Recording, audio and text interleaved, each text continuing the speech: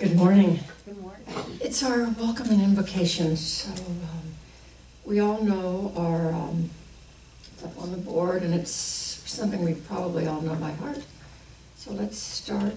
We are a loving spiritual community, empowering all to live healthy and successful lives through practicing the principles of science of mind.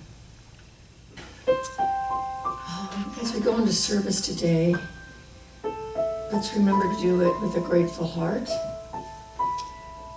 and knowing that God is in the center of our activity today, in our community, in the world, and that soon we know that the seed that we planted months ago is beginning to manifest, and that we will once again gather together in person. So for that, we're very grateful. And this is my opportunity to thank all of those that make this service possible. And I'm going to start with Tomoko.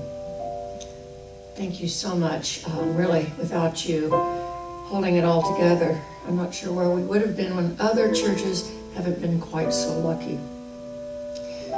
And Reverend Dr. Bill, what a nice addition to our family. You've worked in perfectly. That other seed that we planted came to fruition. Tommy, what would we do without you? Sally, thank you for your calls. Another thing that keeps us together and putting God at the center of all things and reminding us during the week, because if we don't gather on Sunday, something just isn't, the rhythm is different. So thank you for that. And for all of you that have come this morning, my fellow practitioners, and those that have requested prayer, that we hold you in the high watch. And we hold you whether you've asked for one or not. So we know this service is perfect, whole, and complete, just like it should be. And with this and so much more, we let it be. And so it is.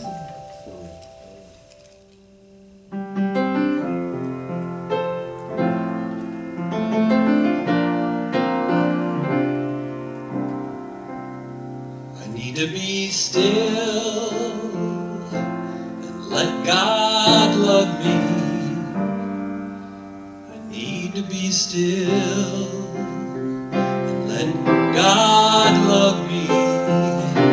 When this old world starts to push and shove me,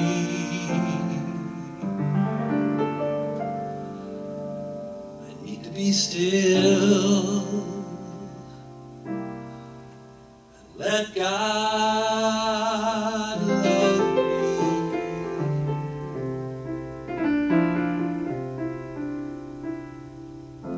Oh, and thank you. Our theme for September already is Love is in the Air. Again, I've referred to my special book, Courage, Conviction, and Consciousness, Metaphysical Women, that are no longer here, but left their words behind. This is called Remember by Lillian de Waters, and it was written in 1921, so that's a long time ago. And she writes about remembering. Remember to love, and to love abundantly, and to love freely. Love purifies, it cleanses, and it heals. Love inspires you to press on and achieve. Remember. Remember to be grateful and to express your gratitude. If you fail to express your love and gratitude to those who've pointed the way to you and to those who have helped you, you are like the plant that has not yet blossomed but will selfishly hold its perfume in its undeveloped bud. Remember that all that loves rightly manifests divine love, and all that lives rightly manifests the one life. All that thinks rightly manifests the true mind. Remember, let's remember to lay down all sense of burden. For infinite and adorable life is not a burden bearer.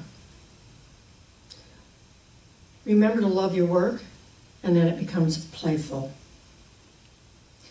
Remember that you are a link in this great chain of infinite being, and adorable infinite being. Life would not be complete without you. Remember that the unfoldment of your soul is the only growth worthwhile. Life will become a success to you only when you become a success to yourself. Let's remember that thinking good, speaking good, is our true prayer. As Emerson says, prayer is a contemplation of the facts of life from the highest point of view. It is a soliloquy of a beholding and jubilant soul. It is the Spirit of God pronouncing his works good. Remember to love right through, right thought, become inspired with its wonder and power. My words and my thoughts shall never pass away. Right thoughts are the active force of mind and God. Use them freely, and thus love for right thinking will become natural and spontaneous. Remember the harder the lesson, the greater the need for stronger faith. A pure love and clear understanding, and also the greater is the blessing when we have succeeded. Remember that some feet will tread all heights now unattained. Why not mine? Press on, achieve love. Your dominion is within thee, waiting your command to set it free. Let's take that into prayer.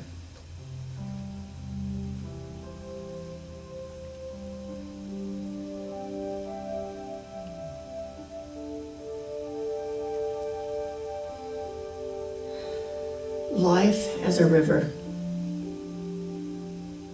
The river of my life flows with a constant current.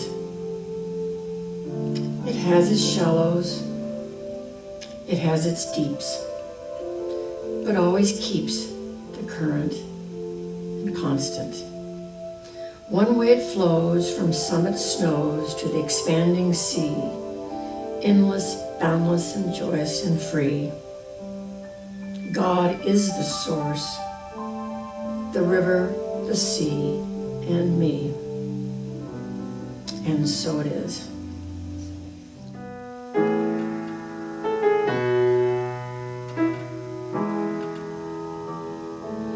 I send my love over the mountain. I send my love over the sea. I send my love into the heavens. It returns to me. I send my joy over the mountain. I send my joy over the sea. I send my joy into the heavens. It returns to me.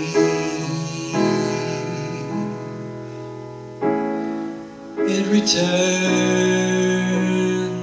to me.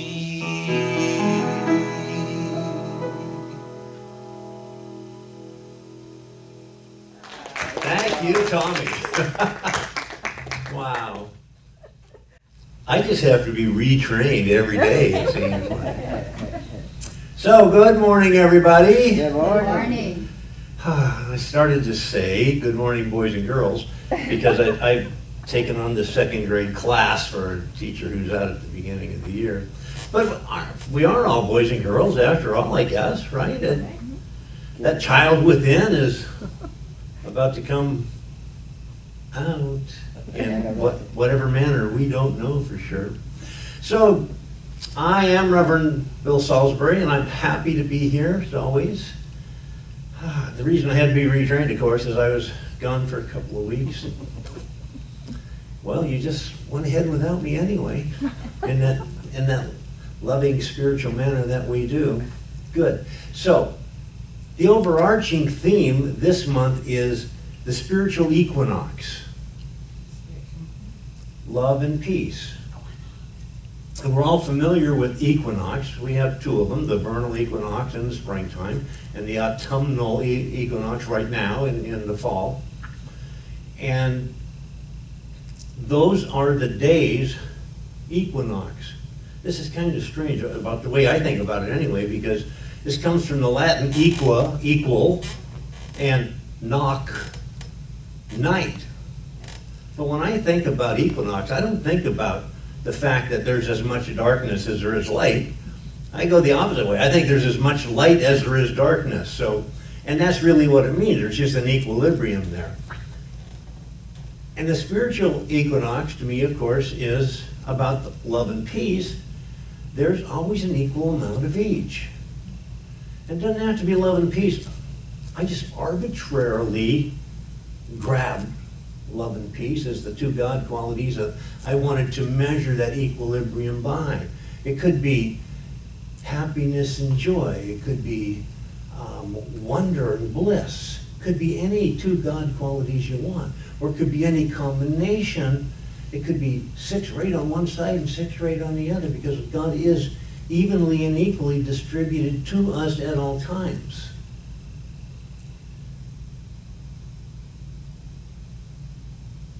We know it's evenly and equally distributed because when this manifest universe came into being, so whatever theory you subscribe to, doesn't matter. Whatever, it doesn't matter. If you subscribe to the Big Bang, like I do, because I love just the thought of that, at the very moment when that singularity happened and everything began to come into existence, remember that God is everything. God is all. God is life, that there is no such thing as a place without that within it. It's the consciousness that grounds all being. It is absolutely eternal and infinite. So when this universe came to be, it came to be within the God that created it. Because again, there's nothing outside of this presence of God. There just is nothing outside of it. And because God is love and God is peace and joy and bliss and all of those things we ascribe to this wonderful thing from which we come, it can't be parsed out. It's not separated.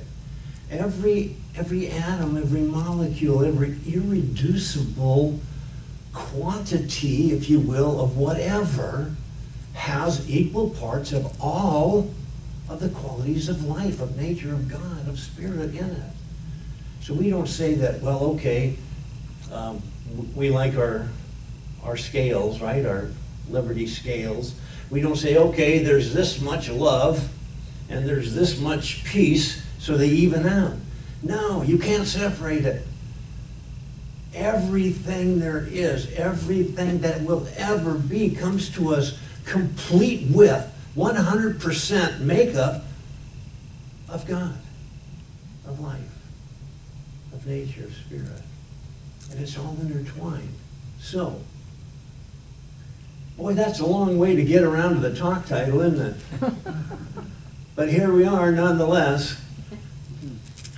So the title of today's talk is Love is in the Air. Well, love is not only in the air, love is the air. Do you get that? Because there is nothing that is not God. There's nothing that is not love and peace and joy and beauty and hope. So everything that we think we don't see I don't see anything between me and any of you because of the empty space, as we say, that's between us. That empty space is not. It's not. There's no such thing as void. There's no such thing as any place where something is not.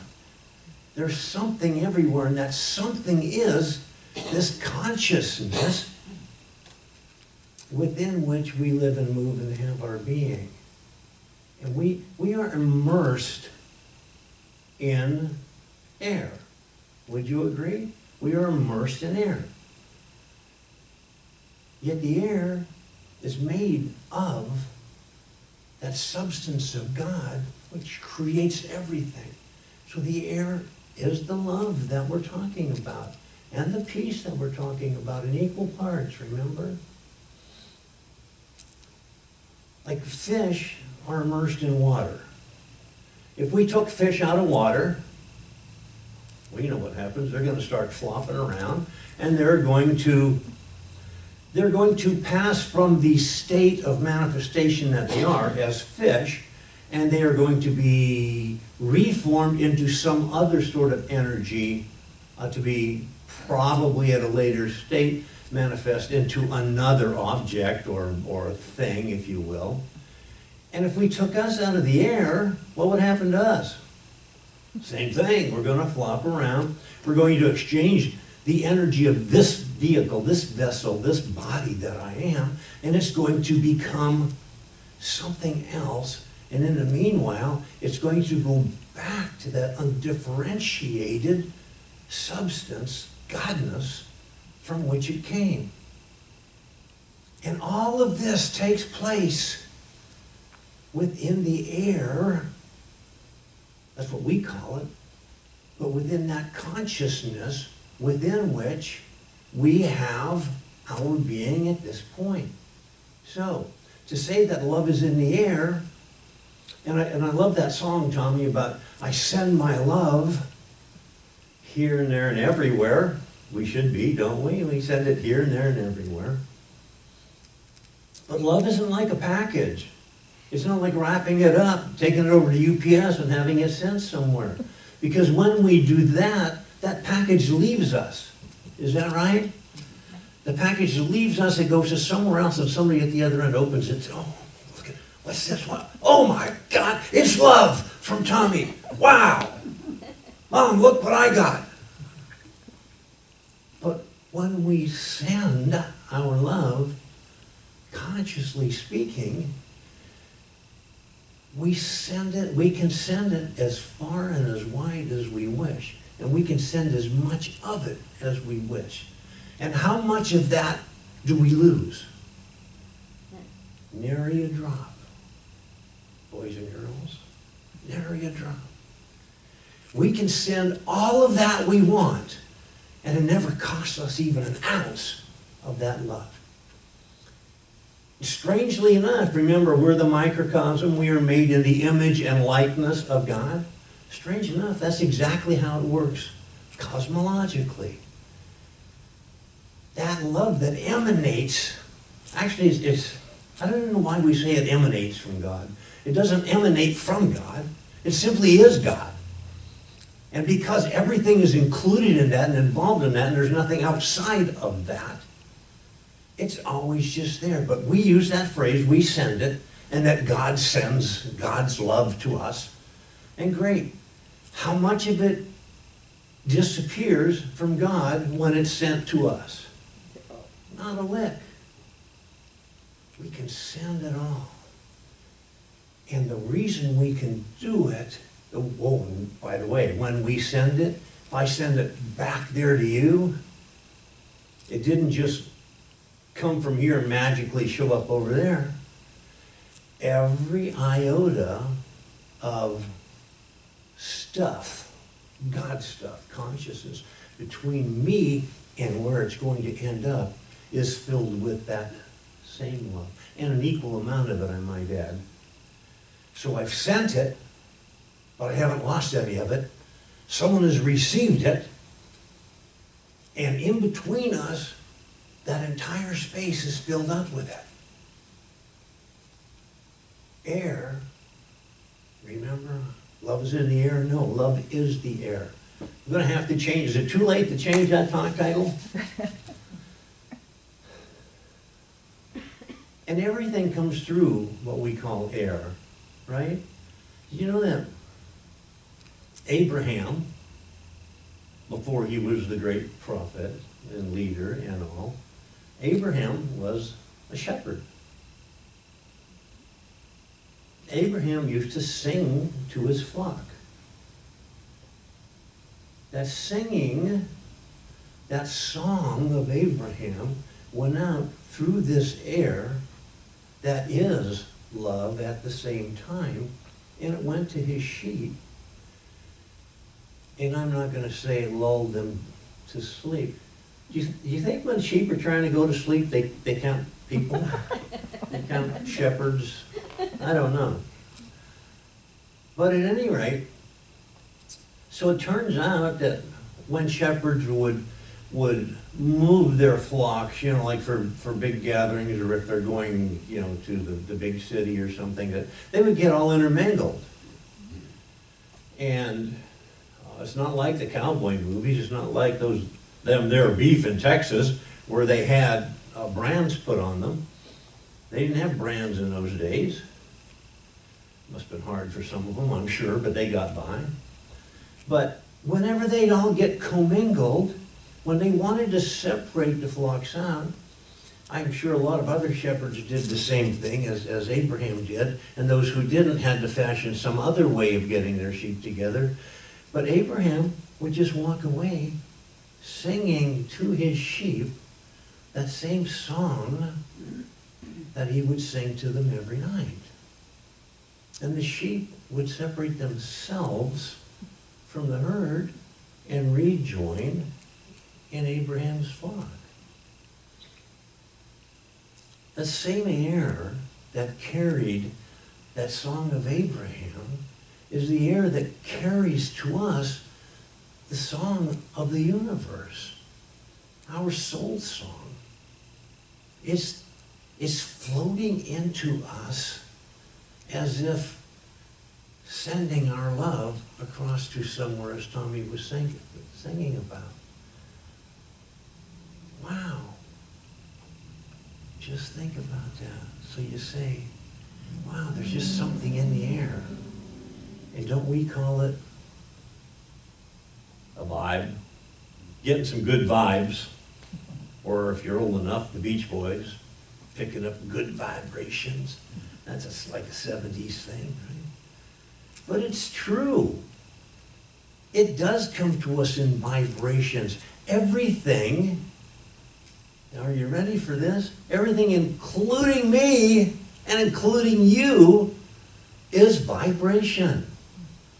Now it's true, our vibrations look a little bit different from one another because our perception is a little bit different from one another. But we're all in that same level of vibration that's called human being. And that's not the only vibration. Sometimes we think it is.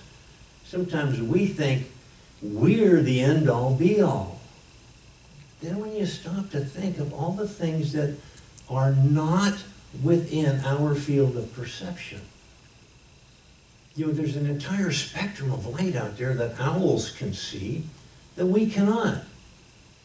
On the other hand, I think it's the case that owls cannot see the sun because their vision is not in that vibratory level. It's in that infrared kind of spectrum. I don't know why I got off on that, but at any rate, it is about vibration. Somebody said, and it must be right, I have no reason to refute it because if I remember it was somebody way smarter than I who said it, but they said that if you took all the empty space out of me, out of you, out of our body, if you took all the empty space out, there'd be nothing materially except a speck of dust. Because we are not made of matter, we're made of vibration. And what is vibrating? Well, in our case, it's light that's vibrating. What's holding this vibration together, this light that becomes us? Well, we're vibrating in the air. Wait a minute, it's not air. We're vibrating in that field of love that is the divine. That field of love that God is, that consciousness that contains absolutely everything, infinitely and eternally. We are light visions, if you will, and our little molecules are dancing to this song that's coming through I'm going to say the airways, I better say the loveways. And let's just know that those are one and the same.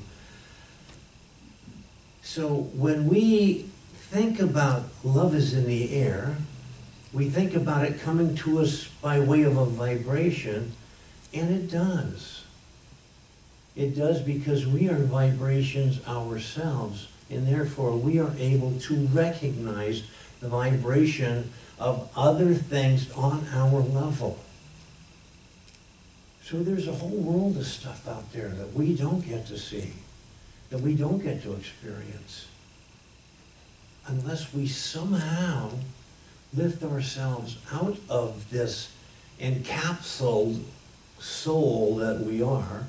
We have to lift ourselves out of this constrained physical vehicle that we have landed in, and we have to get ourselves, I was going to say our mind, but it's not really our mind, is it? It's certainly not our intellect, but we have to get our self, capital S, our soul self, out of this body temporarily or longer in order to fully expand into that airway / love way, so that we can experience so much more, because there is so much more out there. And when we loosen those ties that bind us to this physical plane, we get to experience that. We get to float, if you will, above this physicality and into that range of infinite godness that we truly are. And remember, once we get to release ourselves from this physical plane, we are all of that expansive God. We're not just a part of it, we're the whole thing. And this is sometimes hard to get my head around, but our omnipresence, you remember how we talk about God, omnipotent, omniscient, omnipresent. Our omnipresence is exactly the same. There aren't two omnipresences. There's only one. God, everywhere. And we release ourselves, soulfully speaking, into that vast omnipresence that is the rest of God, and we've taken away this framework of ours. We are all places, all things, all at once at the same time. If you could, just for a moment, let's do this. Let's have this mental adventure. Let's say that we can be floating high up in the sky. It's a beautiful night, cloudless night, because we always, when we fly, don't we fly at night? Yeah. So, well, I mean, who astral projects during the daytime? I mean, not many of us. But so let's get to that. And we're floating high up in the sky, and we're looking down, and from that vantage point, we don't see, it's not the case that we can't see the forest for the trees, right? We can see everything. Have you seen a picture of the Earth from space? Wow, you can see everything. So here we are, floating over the Earth, and everywhere we look, there's lakes. Thousands and thousands and thousands of lakes. And in the calm of night, all still and flat. And because it's a clear sky, they're all reflecting the light of that moon. Well, there's thousands of them. We see thousands of reflections. But how many moons are there? There's still only the one. There's the one moon that's reflecting in all of those bodies. Just there's like there's the one God that is reflecting in all of these billions of spirits, these billions of bodies of us that are running around this planet. And we can see that because the air is clear. When the air, think, love, is clear, can't we just see all those reflections perfectly? And as long as those lakes, like our minds, like our souls within our bodies, as long as they are serene and they're flat and they're reflecting wholly, it looks like complete reflection of that moon. So are we reflecting wholly that divinity that we are. Now, if the wind comes up and whips up the surface of that lake, that reflection is not as clear, it's not as precise, it's not as perfect. It's still the reflection because that moon is going to reflect, just like that divinity is going to reflect through us. Well, the wind for us are those restless thoughts, right? The wind for us is those insecurities that sometimes we allow it to come into our minds, to make us think, well, I'm less than, I'm not enough, you know, I don't have, I can't do. But as soon as we still those restless winds and understand that because we are made in the exact image and likeness of God, there is nothing that we cannot do. There's no such thing as not enough. There's no such thing as anything we cannot have. Then all at once, those winds settle down and the surface gets flat. And once again, we're reflecting more perfectly that God stuff that we are. We can see all this from up there. The trick is coming down here and seeing it all from here. But we can see it from here. We can. We just have to know, you know what? Just like Tommy was singing, love is in the air. Love is the air. And guess what? I'm in the air also. And you're in the air also. We're all in the air. Which means we are all in the what? We're all in the love. Because I'm going to say that air equals love. And I think we should just take this into prayer. Because I think that I know beyond anything that, as it says in 1 Corinthians, remember that love is patient, love is kind, love is all those great things. It's not proud, it doesn't boast, can be relied on, it's not easily angered. I think it says, love is all these things. And love is what we breathe. Love is what we live in. Love is what we are. Love is what we're made of. And love always protects, it always trusts, and it always perseveres. So remembering that even when storms of this world begin to appear on the horizon, as they will, as they must, it's not the storm that we need to calm. It's ourselves we need to calm. The storm will take care of itself. There's never been a storm that's lasted forever. But there can be a self that lasts forever, because every self does. It changes form, it changes shapes. Like the waves on the sea, it comes and goes. But it always lasts forever, because it's always part and parcel of that eternal, infinite consciousness we call God. Knowing this is the case, it's with grateful heart that I say, thank you, God, for me being a part of this. And Thank you, God, for every other being populating this earth at the same time as I, because without any of them, none of me would be possible. I give great thanks for this. I say yes to love. I say yes to love being in the air, yes to love being the air, and yes to it and I being intertwined and being one and the same thing, inextricably bound up together for eternity, love and me. I just let this word go, knowing that it is so. And together we say, so it is. So it is.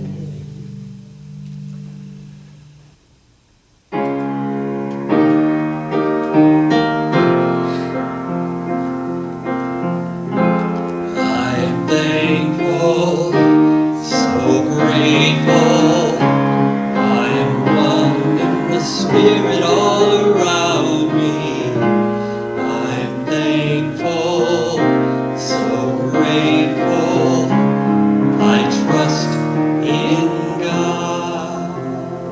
Ah, yes, and trust in God we do. And this is that time of our service where we give great thanks to each of you for your continuing contributions of time, treasure, and talent, and particularly at this point of the service for that gifts and tithes and offerings that you so graciously and so heartwarmedly present to us in order to keep this center going and to keep doing our good work in the world. So thank you very much, remembering that even when we're closed, we're open to receive. And you can make those gifts, tithes, and offerings by mail, through the website, or in person. If you just gotta have that Tomoko fix, come on down, because she's always here and she'll be more than happy to accept that gift. So thank you so much. Thank you for your continued support. And so it is.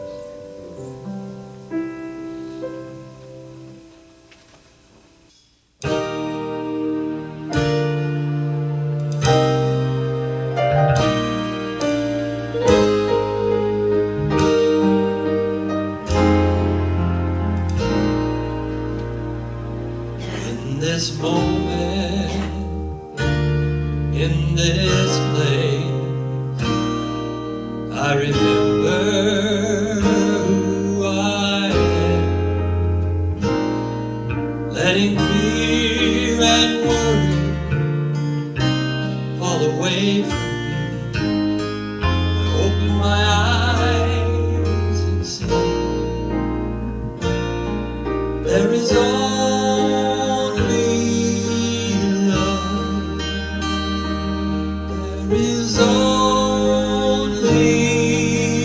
love. Love that heals, love that sets me free. There is only love.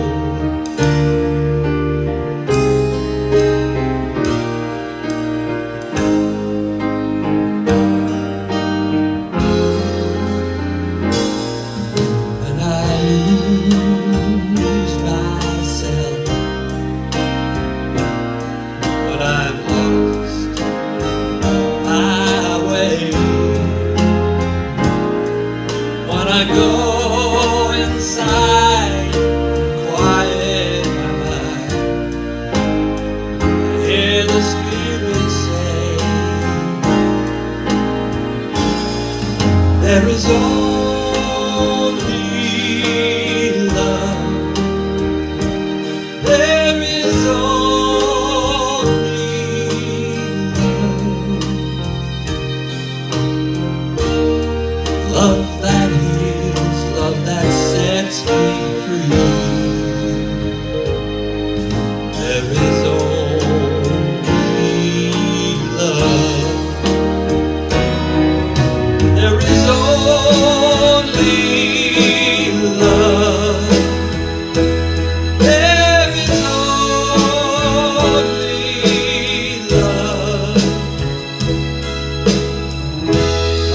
that heals, love that sets me free. There is only love, love that heals, love that sets me free. There is only love, only love.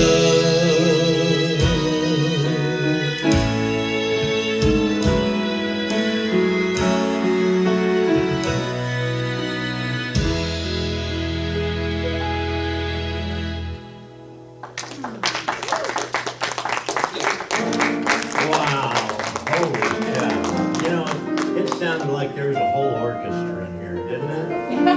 And as Tommy was singing, I remember who I am. I just wanted to remind you to please always remember who you are. You are a child of God.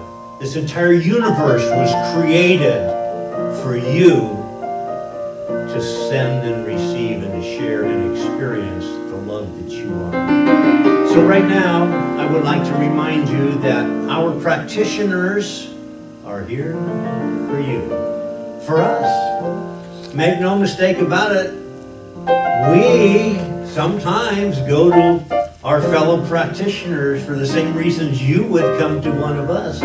When we feel like we need a little bit of conversation, we need to be reminded of something, we reminded of some part of our divinity that maybe we've lost sight of for the moment. So we're always here for you. You can reach us by phone, by email, or again by showing up right here at the Fullerton Center for Spiritual Living. Thank you for that. So let's just know, each of us, something wonderful is happening through me right now. Something wonderful is happening through me right It is now. this thing called air. It is this thing called air. It is this thing called love. It is this thing called love. Love equals air, Love equals air. equals peace, Equals peace. equals God, Equals God. equals me. Equals me. I am so happy for this. I am so happy. I accept it. I accept I it. believe it. I believe it. I thrill in it. I thrill in it. And I thank God